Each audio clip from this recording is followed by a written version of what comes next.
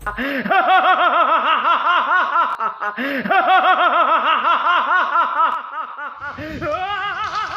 की का देखा तई रमण हो बता 2 अक्टूबर का।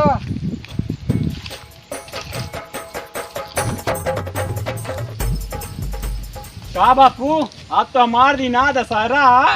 अरे आज हमारा जन्मदिन तो आता है, तू हिया का करता है?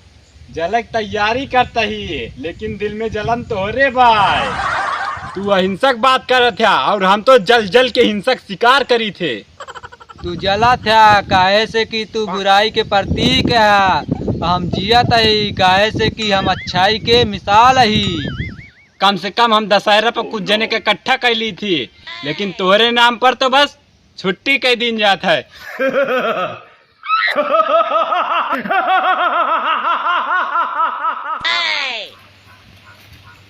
गांधी दादा ये हर साल कहे रावण जलत हैं। बेटा बुराई कितना बड़ी हुआ है, जीत हमेशा अच्छाइन के होता है।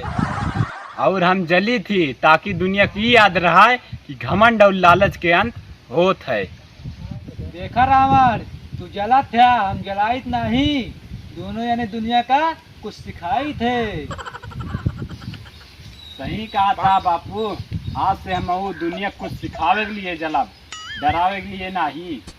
तो है प्रचंड बोल मस्तकों के झुंड आज जंग। 2 अक्टूबर सिर्फ छुट्टी नहीं, एक सीख है।